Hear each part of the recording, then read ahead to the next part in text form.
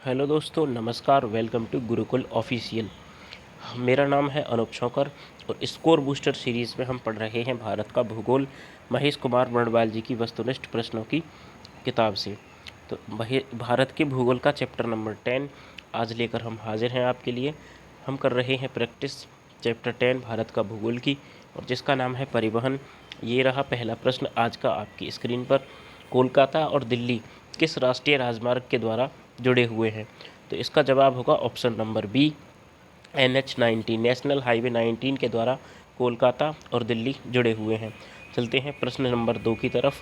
भारत के निम्नलिखित में से किस शहर में एक से अधिक रेलवे अंचलों के मुख्यालय हैं? तो भारत के किस शहर में रेलवे के एक से अधिक मुख्यालय हैं? तो इसका भी जवाब होगा ऑप्शन नंबर बी, मुंबई और कोलकाता दोनों में एक से अधिक रेलवे अंचलों के मुख्यालय स्थित हैं, मुंबई और कोलकाता। प्रश्न नंबर 3, यदि आप कोहिमा से कोट्टायम की यात्रा सड़क मार्ग से करते हैं तो आपको मूल स्थान और गंतव्य को मिलाकर भारत के अंदर कम से कम कितने राज्यों से होकर गुजरना होगा? तो सवाल ये है कि कोहिमा से कोट्टायम की यात्रा के दौरान कितने राज्यों से होकर गुजरना पड़ेगा? तो इसका जवाब होगा ऑप्शन नंबर बी, जो कि है 7, यानी हमें 7 राज्यों से गुजरना होगा। कोहिमा, जो कि नागालैंड की राजधानी है, से कोट्टायम, जो कि केरल में है। तो आप नागालैंड से केरल तक मैप से देख सकते हैं कि हमें मेघालय, मणिपुर, असम, पश्चिम बंगाल, उड़ीसा, आंध्र प्रदेश तथा तमिलनाडु राज्य से होकर गुजरना पड़ता है, जिनकी संख्या हो गई 7। चलते हैं प्रश्न नंबर 4 की तरफ। उत्तर दक्षिण व पूर्व पश्चिम कॉरिडोर सुपर हाईवे का संपर्क नगर कौन सा है? तो उत्तर दक्षिण व पूर्व पश्चिम कॉरिडोर का जो नगर है वो है option number D, Jhansi. Jhansi यहाँ पर सही जवाब होगा प्रश्न नंबर 4 का। चलते हैं प्रश्न नंबर 5। भारत में निम्नलिखित में से कौन सा शहर स्वर्णिम चतुर्भुज मार्ग नेटवर्क में स्थित नहीं है? तो स्वर्णिम चतुर्भुज परियोजना, जबकि आप जानते हैं कि 4 महानगरों को जोड़ती है, जिसमें कि आपके कोलकाता पूर्व में, पश्चिम में मुंबई, नई दिल्ली उत्तर में और चेन्नई दक्षिण में सड़क मार्ग द्वारा जोड़ा जाता है। तो इन चारों जो नाम लिए मैंने, इसमें कौन सा स्थित नहीं है? इसमें चंडीगढ़ यानी ऑप्शन नंबर डी स्थित नहीं है। यानी कि कोलकाता, मुंबई, नई दिल्ली और चेन्नई, ये 4 राज्य आते हैं इसमें। स्वर्णिम चतुर्भुज में चंडीगढ़ का इसमें कोई स्थान नहीं है। चलते हैं प्रश्न नंबर 6 की तरफ। भारत के निम्नलिखित बंदरगाहों में से कौन सा एक खुला सागरीय बंदरगाह है? तो भारत के जो बंदरगाह हैं उनमें से खुला सागरीय जो बंदरगाह है वो है ऑप्शन नंबर सी, चेन्नई बंदरगाह। चेन्नई बंदरगाह एक खुला सागरीय बंदरगाह है। चलते हैं अपने अगले प्रश्न की तरफ, जो कि है प्रश्न नंबर 7। प्रश्न नंबर 7 है, भारत का सबसे लंबा राष्ट्रीय राजमार्ग कौन सा है? तो भारत का जो सबसे लंबा राष्ट्रीय राजमार्ग है वो है option number B, NH-44। NH-44 Bharat का सबसे लंबा राष्ट्रीय महामार्ग है। चलते हैं प्रश्न नंबर 8 की तरफ। निम्नलिखित में से कौन सा विश्व का सबसे ऊंचा रोड पास है जहां पर मोटर वाहनों द्वारा पहुंचा जा सकता है? तो सबसे ऊंचा कौन सा रोड पास है जहां मोटर वाहनों द्वारा पहुंचा जा सकता है? वो है विकल्प नंबर सी, खारदुगला। यहाँ पर मोटर वाहनों के द्वारा पहुंचा जा सकता है।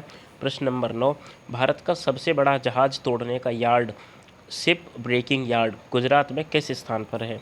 तो एक प्रश्न तो आपका यही है कि किस राज्य में है, तो वो है गुजरात राज्य में। और स्थान पूछा है तो इसका जवाब होगा ऑप्शन नंबर ए, यानी अलंग।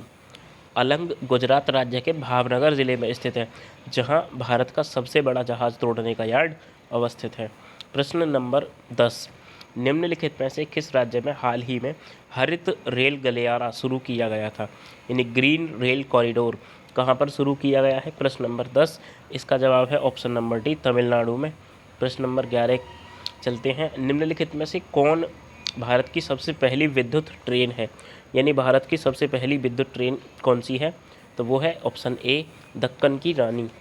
सही जवाब होगा ऑप्शन नंबर ए। चलते हैं अगले प्रश्न की तरफ। प्रश्न संख्या 12, भारत में सबसे पहला रेल मार्ग तैयार हुआ था कब?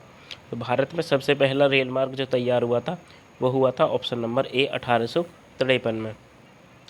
जैसा कि आप जानते होंगे कि भारत में सबसे पहली जो रेलगाड़ी चली थी वो 16 अप्रैल 1853 को चलाई गई थी, जो बम्बई से बोरीबंदर स्टेशन से थाने के मध्य सर्वप्रथम रेल मार्ग तैयार किया गया था, इस पर चली थी। प्रश्न संख्या 13, भारत निम्न में से किस देश में चाबहार बंदरगाह बना रहा है? तो भारत जो चाबहार बंदरगाह बना रहा है वो है ईरान में। Option number c is correct, Iran. चलते हैं प्रश्न संख्या 14। कोंकण रेलवे निम्नलिखित में से किन दो राज्यों को जोड़ता है? तो कोंकण रेलवे जो दो राज्यों को जोड़ता है वो दो राज्य हैं। ऑप्शन नंबर डी महाराष्ट्र और कर्नाटक। महाराष्ट्र और कर्नाटक को कोंकण रेलवे जोड़ता है। प्रश्न नंबर 15। निम्नलिखित विकल्पों में से भारत का सबसे व्यस्त अंतर्राष्ट्रीय बंदरगाह कौन सा है? तो भारत का सबसे व्यस्त पूछा जाए तो अंतर्राष्ट्रीय बंदरगाह जो है वो है ऑप्शन ए मुंबई। मुंबई से सर्वाधिक आयात निर्यात होता है, इसलिए सबसे व्यस्ततम बंदरगाह बोला जाता है इसे। प्रश्न संख्या 16। भारत का सर्वाधिक ऊंचाई पर स्थित हवाई अड्डा कौन सा है? तो सर्वाधिक ऊंचाई पर जो स्थित हवाई अड्डा है वो है लेह हवाई अड्डा, जो कि भारतीय मैप में आप देखेंगे तो सबसे ऊपर स्थित होता है। लेह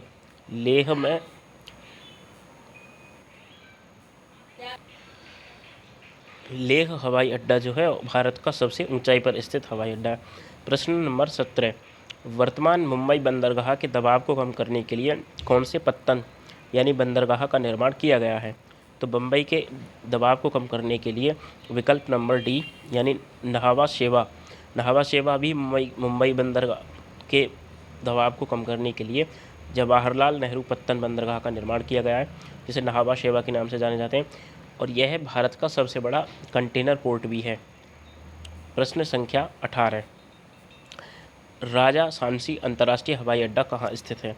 तो राजा सांसी अंतर्राष्ट्रीय हवाई अड्डा Amritsar, option number c Amritsar में स्थित है। प्रश्न नंबर 19। किस रेल प्रखंड पर प्रथम सीएनजी ट्रेन शुरू की गई थी या शुरू की गई है? तो किस रेल प्रखंड पर प्रथम सीएनजी ट्रेन शुरू की गई है? सीएनजी आप जानते हैं कंप्रेस्ड नेचुरल गैस के नाम से हम इसे जानते हैं। सीएनजी की ट्रेन जो शुरू की है option number D Rewari Rohtak प्रखंड पर जो है, option number D Rewari Rohtak प्रखंड पर प्रथम सीएनजी ट्रेन शुरू की गई है। प्रश्न संख्या 20। निम्नलिखित में से कौन सा राज्य हजीरा विजयपुर जगदीशपुर पाइपलाइन से नहीं जुड़ा है? प्रश्न है हजीरा विजयपुर जगदीशपुर पाइपलाइन से नहीं जुड़ा है, तो वो है ऑप्शन नंबर सी महाराष्ट्र। चलते हैं प्रश्न नंबर 21 की ओर। नीचे दिए गए युग्मों में से सही सुमेलित नहीं है, तो इनमें हमें बताना है कि कौन सा गलत सुमेलित है। तो राष्ट्रीय जलमार्ग संख्या 1 कानपुर व हल्दिया के मध्य, जलमार्ग संख्या 2 सदिया व धुबरी के मध्य, जलमार्ग संख्या 3 कोट्टापुरम से कोल्लम तक, और ऑप्शन डी है उपयुक्त में से कोई नहीं। तो यहाँ पर ऑप्शन नंबर ए भी सही है और बी भी। तो जो सही सुमेलित नहीं है वो है सी, यानी इसका जवाब होगा ऑप्शन नंबर सी। राष्ट्रीय जलमार्ग संख्या 3 यह केरल के कोट्टापुरम से कोल्लम तक पश्चिमी तटीय नहरों पर स्थित है और इसकी कुल लंबाई 205 किलोमीटर है। चलते हैं प्रश्न नंबर 22, जो कि इस वीडियो के लिए हमारा लास्ट प्रश्न होगा इस चैप्टर का।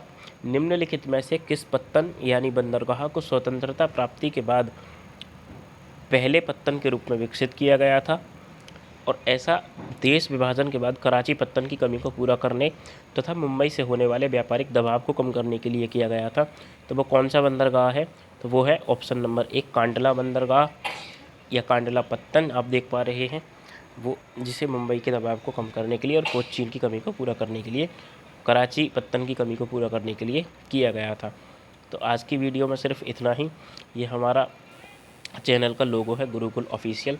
चैनल को अगर आपने सब्सक्राइब नहीं किया है या पहली बार चैनल पर आए हैं तो सब्सक्राइब ज़रूर करें।